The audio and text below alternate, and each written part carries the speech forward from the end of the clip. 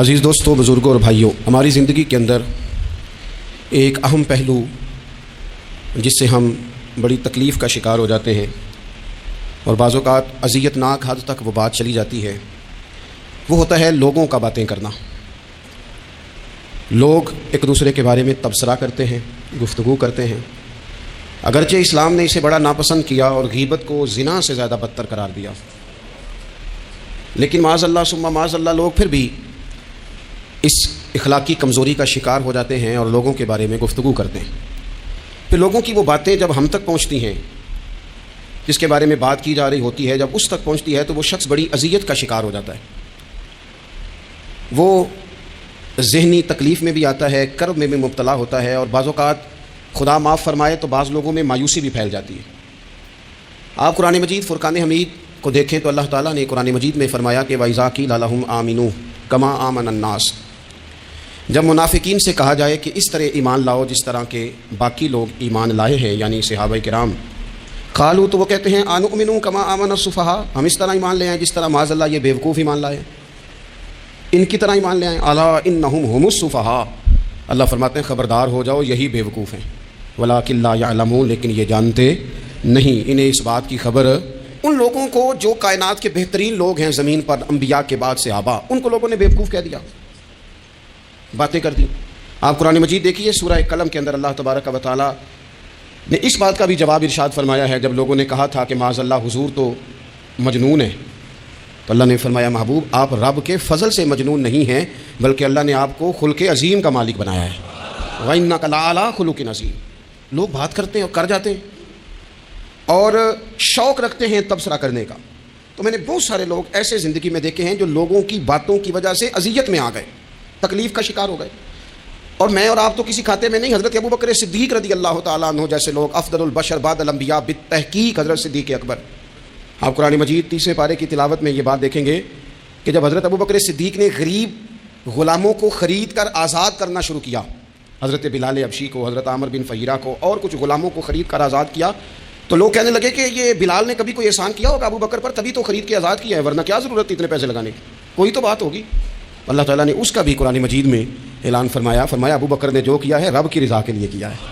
تو گفتگو کرنا، بات کرنا، لوگوں کا اتنا یہ خطرناک مزاج ہے، ایک جملہ کہہ کے لوگ سائڈ پہ ہو جاتے ہیں، بندہ بیچارہ ساری رات تڑپتا رہتا ہے، ایک فکرے کا تبصرہ کر کے لوگ کونے میں چھپ جاتے ہیں، اور کسی آدمی کے لیے وہ اسے سولی پہ لٹکا جاتے ہیں، اپنی زبان کے تیروں سے لوگ پریشان کرتے ہیں۔ پہلے تو اللہ سے یہ معافی مانگیں کہ رب اس جرم سے ہمیں محفوظ فرمائے۔ اور اب تو لوگوں کی زبانیں اتنی لمبی ہو گئیں کہ وہ صحابہ تک چلی گئی ہیں، اہل بیت نبوت تک چلی گئی ہیں۔ تبصروں کے شوق میں لوگوں نے یہ دیکھا ہی نہیں کہ میری حیثیت کیا ہے اور میں بات کس کی کر رہا ہوں، میری اوقات کیا ہے اور میں تبصرہ کس پہ کر رہا ہوں۔ بے باک ہونا اور بات ہے اور بدتمیز ہونا، ان دونوں میں فرق ہوتا ہے۔ تو میرے عزیز، ایک تو اس سے پرہیز کریں، اور پھر دوسرا اب ہوتا کیا ہے، ہم اس کا نفسیاتی اثر لیتے ہیں، ہم اس کا اثر لیتے ہیں۔ میں اکثر کہتا ہوں سارے لوگ ہی کانوں کے کچے ہوتے ہیں، کچھ تھوڑے زیادہ ہوتے ہیں، کچھ تھوڑے کم ہوتے ہیں، اور بعض لوگ کہتے ہیں اتنے لوگ فلانے بندے کی بات مانتے ہیں، تو میں نے کہا دنیا میں تو آج بھی کافر زیادہ ہیں، کافر زیادہ ہیں، شیطان کے پیروکار آج بھی، تو زیادہ ہونا کوئی حق کی دلیل ہے ہمیشہ؟ یہ کیا بات ہوئی کہ فلانے کی اتنے لوگ بات مانتے ہیں؟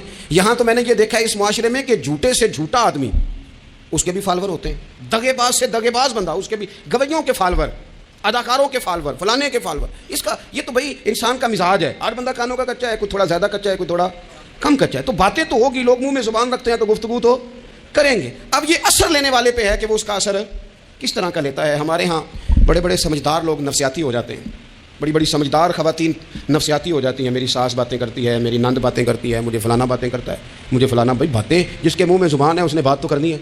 اب آپ نے کیوں یہ دعویٰ کر لیا ہے کہ آپ اتنے اونچے چلے جائیں کہ آپ کو بات ہی کوئی نہ کرے؟ کیا حرج ہے اس میں؟ اگر کوئی آپ کو بات کر دے تو کیا ہے، ہم کسی نے کر لی تو پھر کیا ہوا؟ اس کا اتنا اثر قبول کرنا کہ ساری رات سونا ہی نہ، پریشان ہو جانا۔ اور بعض لوگ ایسے ہیں جنہیں اتنی باتیں نہیں ہوتی جتنی انہیں ٹینشن ہوتی ہے، یعنی وہ دو بندے کونے میں کھڑے ہیں تو میری ہی بات کر رہے ہیں، اور بھائی وہ اتنا اہم نہیں ہے، انہیں کوئی اور کام بھی ہو سکتا ہے، تیری بات ہی انہوں نے کرنی۔ بلا وجہ لوگ سمجھتے ہیں کہ میں بڑا اہم آدمی ہوں، وہاں بھی مجھ پہ تبصرہ ہو رہا ہے، یہاں بھی ہو رہا ہے۔ اس پہلو سے باہر آئیں، اس کمپلیکس سے نکل آئیں۔